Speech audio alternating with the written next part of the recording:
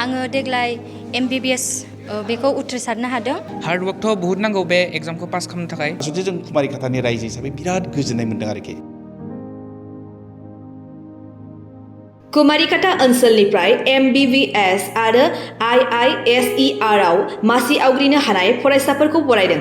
तामुलपुर जिल्लानि कुमारिकाटा हालामनिफ्राय NEET आनजादाव उथ्रिसारनानै आथिखालाव MBBS फरायबाय थानाय फरायसाफोर फारियै गितुमनि उजिर, सागरिका बर', बुमित बसुमतारी आरो निजिरा बर' बिथांमोनजों लोगोसे IISER फरायनाय पंकज बर' आरो करणजित दैमारिखौ कुमारिकाटा UN एकाडेमियाव बरायदों।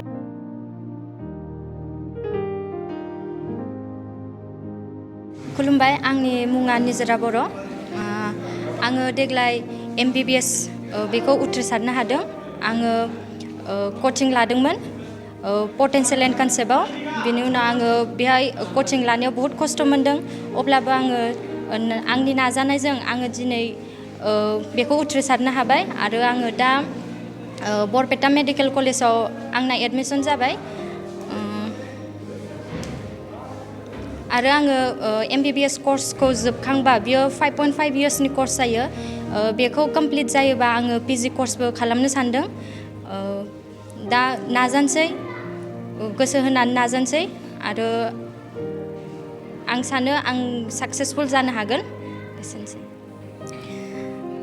आङो आफ्टार क्लास 10 आङो 11-12 खौ बारा मोजां गोसो होनानै फरायनाय जायाखिसै। बेखायनो आङो कचिं लादोंमोन 1 इयार। बे कचिंआव आङो बहुत खस्थ' मोन्दोंमोन आरो बिनि उनाव कचिं लानानैबो आङो MBBS खौ आङो खालामनो हायाखैमोन फार्स्ट ड्रपआव।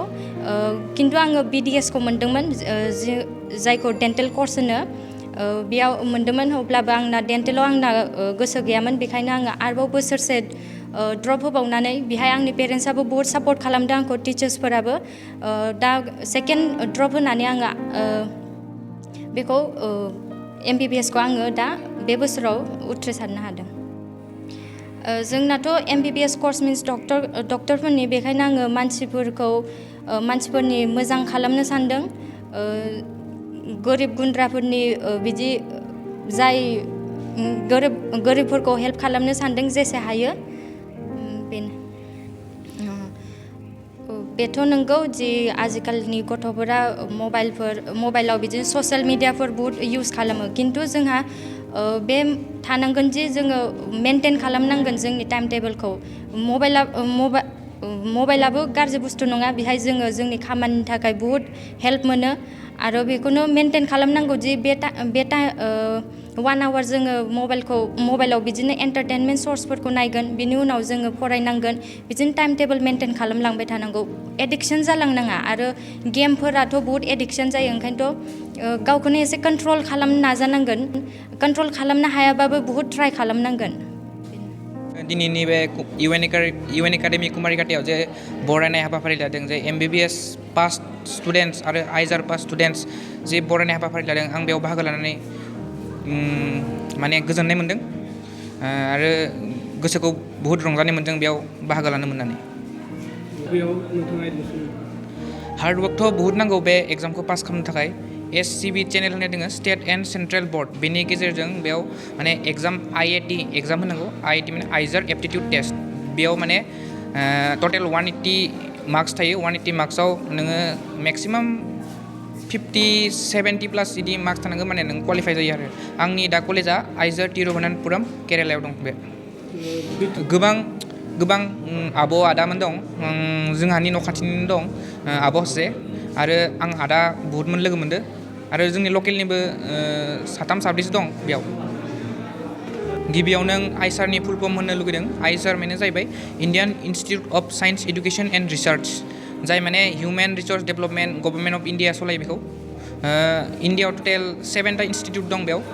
ओमफ्राय पार इयार 1168 सामथिं सिट्स ओंखारो बेयाव, अनलि भेलिड सिट्स। बेनि गेजेराव आं मोननो हादों। बेनि गेजेरजों नों जेनेबा BS MS इन्टिग्रेटेड कर्स जायो 5 इयार्सनि बेयाव। बिखौ जोब्बाथाय नों एसे जुनियर साइन्टिस्ट बा एसे माने लेबफोराव खामानि मावनो हायो आरो। जुदि नोंहा आरो बेखौबो खामानि मावनो गोसो गैयाबा एसे जेनेबा प्रफेसर इन एन माने इनस्टिटिउटआव खामानि मावनो हायो जेनेबा रिनन इनस्टिटिउटआव ओमफ्राय नोंहा जुदि बेखौबो खालामनो गोसो गैयाबा PhD खालामनो हायो आंनिया थांखिया जाहैबाय after BS MS integrated course आं PhD खालामगोन आउट अफ इन्डिया नङाबा इन्डियाआवनो रिनन इनस्टिटिउटआव थ' दा माने जेयाव मोन्दों बे MBBS कर्स आरो बहुद मोजां मोन्दों माने सिट मोननानै ओमफ्राय दा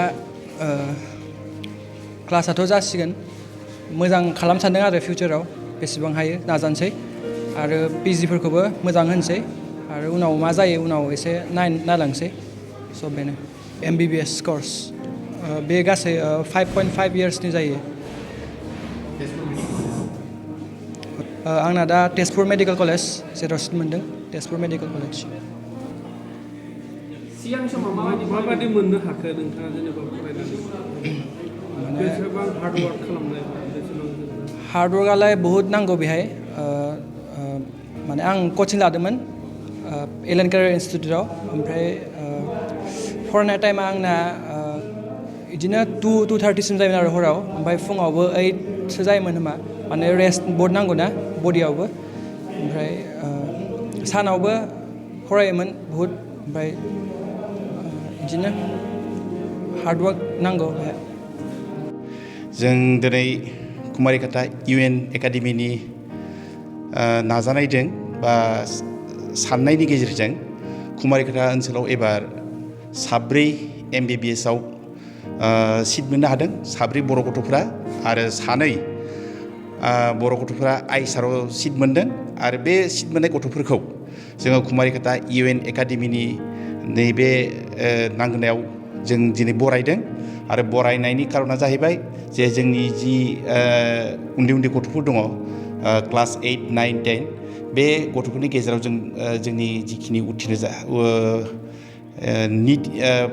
निट एन्ट्रेन्स पास आरो आइसार एन्ट्रेन्सआव पास जानाय गथ'फोरखौ लाबोनानै गथ'फोर जोंनि फरायसाफोरखौ जाहाथे एनकारेजमेन्ट होनो हायो बिनि थाखायनो जों नैबे गथ'फोरखौ लाना फैनानै जों नैबेहाय बरायनाय जादों आरोखि जे आसलते जे जोंनि कुमारिकाटायाव नैबे बोसोरथामसो जाबाय आरोखि मेडिकेल एन्ट्रेन्सआवबो निल थाङाखै आरोखि मोनबाय थादों बे मोनसे कुमारिकाटा ओनसोलनि थाखाय माने जथेस्थ' मोजां माने मेसेज होननानै आं बुंनो नागिरो खारन कुमारिकाटा ओनसोला जथेस्थ' गोग्लैसोनानै थानाय ओनसोलमोन खिन्थु नैबे बोसोरथामसोआव जिखुनु कम्पिटिटिभ एग्जामफोराव कुमारिकाटा ओनसोलनि बर'फोरनिफ्राय बा बर'फोरनि गेजेरनिफ्राय कम्पिटिटिभ एग्जामफोराव माने साक्सेस जाबाय थादों आरोखि थांनाय बोसोरावबो मोनदोंमोन बिनि आगोलावबो मोनदोंमोन जेरैबायदि जोंनि कुमारिकाटानिफ्राय गुवाहाटी मेडिकेल कलेजावबो फरायनाय दङ डिब्रुगड़ मेडिकेल कलेजाव फरायनाय दङ सिलचर मेडिकेल कलेजाव फरायनाय दङ बिदिनो माने ओंखारबाय थादों आरोखि बे माने साक्सेसफुल जिथु माने साक्सेस जानायनि जिथु माने माबाखौ जों नुनो मोनदों बा मोनबोदों आसलते जों कुमारिकाटानि रायजो हिसाबै बिराद गोजोननाय मोनदों आरोखि जों दासो एसे माने फरायसाफोरखौ लानानै एसे खामानि मावनो हानाय बायदि जों माने सानदों आरोखि नैबे समाव गिबियावनो फैगोन गार्जेनफोरनि सायाव सोनारो आरोखि जों दा जा नुदों जायफोर गथ'फोरा डक्टराव सिट मोनदों आइसाराव सिट मोनदों इन्जिनियाराव सिट मोनदों बै गार्जेनफोरखौ नायहरब्ला नुनो मोनो प्रत्येकजन गार्जेना आसलते जथेस्थ' खस्थ' खालामनाय आरोखि थ' गार्जेनाल' खस्थ' खालामाखै गथ'फोराबो जथेस्थ' माने मोजां गथ'फोर आरो गथ'फोरनि नाजानाय आरो गार्जेननि हेल्प बे मोननैनि गेजेरजों गथ'फोरा मोजां माने रिजाल्ट खालामनानै फैगासिनो दं आरोखि कुमारिकाटायाव